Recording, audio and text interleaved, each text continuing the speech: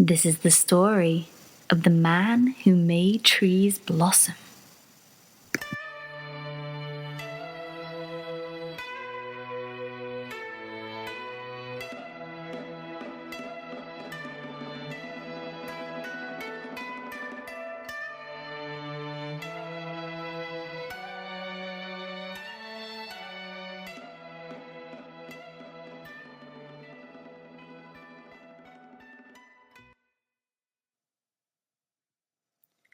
Once upon a time, there lived a kind old man living with his wife in a little wooden house amidst the Mitaki Mountains of Japan. One rare, clear day in late winter, a small black and white dog trotted up the lane in front of their house. "Hello there, Koinu. You look hungry. Would you like to come and have a little fish and some rice cakes?" he asked the dog. The little dog wagged its tail and trotted right up to the table. He ate his fill and was patted and petted all afternoon. The kind old couple loved him very much and decided that the dog should live in their garden. And they named him Shiro because of his handsome white face, and made sure he always had good things to eat. The kind old couple were not so fortunate to be living next door to a mean old man and his equally greedy wife. The horrid old neighbors hated dogs, and every time the man saw Shiro, he threw stones at him. One day, the kind old man heard Shiro barking very loudly out in the farmyard. Rushing outside to see what the matter was, the old man found his dog pawing at a particular spot among the fruit trees in the garden. Feeling as though Shiro needed a hand, the kind old man then brought a spade and began to help his dog by digging in the ground himself. So he dug and dug while Shiro barked and barked, and eventually his spade hit something hard in the soil. To his amazement, the old man unearthed a large pot of golden coins. He had never seen so much wealth in his entire life.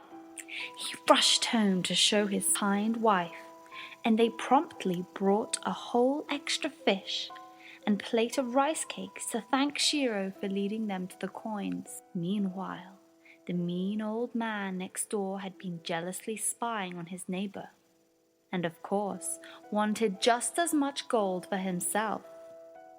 So the next day he asked the kind old man if he could borrow Shiro. "Why, of course you may borrow him, if he'll be of any help to you," said the kind old man. The mean neighbor took Shiro to his house and out into his field. "Now, find me some gold too," he ordered the dog, "or I'll beat you." But Shiro had no interest in digging, so the old man yelled at him and called him names until eventually Shiro started to dig at a spot under the mean old man's fruit trees. "Ha! At last," said the mean old man. "I will find a pot of gold just like my neighbors." The old man shoved Shiro aside and began digging. He dug and dug, but his shovel didn't hit a hard pot filled with gold coins. He got angrier and angrier and started calling Shiro names again. Just then, his shovel hit something that wasn't dirt. It was a pile of stinking garbage.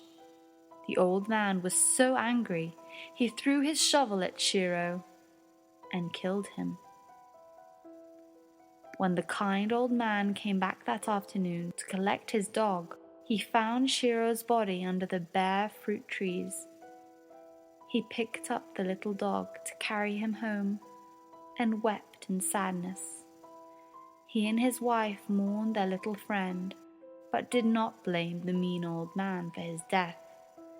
They decided to bury Shiro's body under a small pine tree near their rice field. They came to Shiro's grave almost every day and watered the pine tree well with fresh water, and in just a few weeks, as if by magic, that small pine tree had miraculously grown into a very large tree. One day in late winter, the kind old couple walked to the giant pine tree to water it. The woman said to her husband, "Remember how Shiro used to love rice cakes? We should cut down this pine tree and make a mortar out of its trunk so we can make more rice cakes for the village children." The kind old man set to work the very next morning to cut the tree and shape the mortar.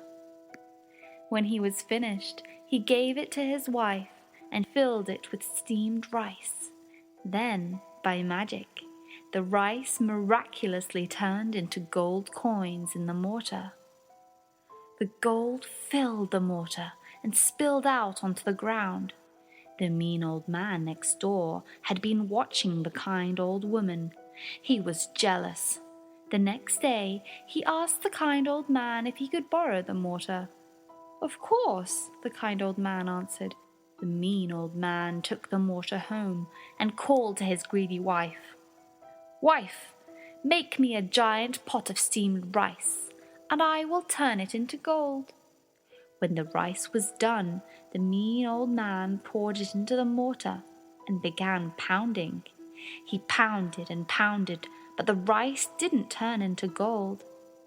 He was getting angrier and angrier, when all of a sudden, the rice began to change. But it wasn't changing into gold. Instead, it became a pile of stinking garbage.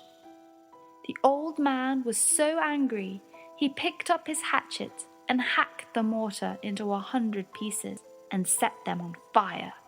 They burned down to a pile of smouldering ashes. When the kind old man came back that afternoon to collect his mortar, he found only a pile of ashes in front of his neighbor's house. He swept the ashes into a basket and carried them home, weeping in sadness. He and his wife then mourned their little friend all over again, for the mortar had reminded them of Shiro. However, they did not blame the mean old man. Instead of being bitter, they decided to scatter the ashes under the bare cherry tree in their garden. A magic thing happened then.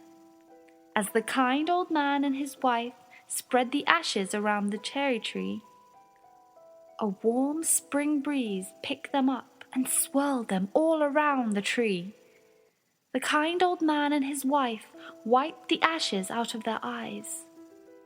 As they saw the cherry tree was so beautiful that everyone in the village came to see it.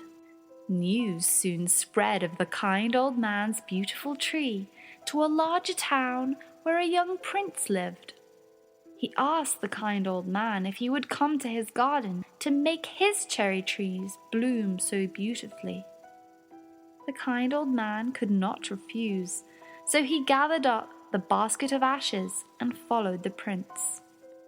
Then the kind old man chose a large fruit tree, and taking a handful of the ashes, he climbed up the tree and tossed them out towards the branch tips. Then, as if by magic, the wind swirled those ashes around the tree, and no sooner had the prince had time to blink, the tree was covered with beautiful cherry blossoms. The prince was so happy with his flowering cherry tree that he could not stop praising the kind old man.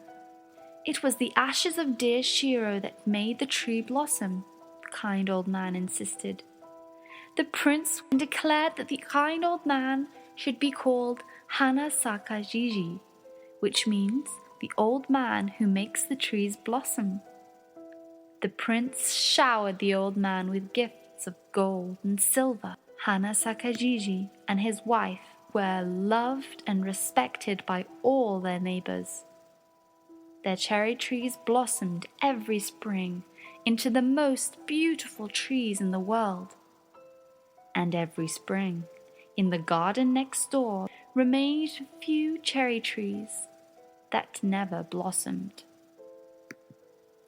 The end.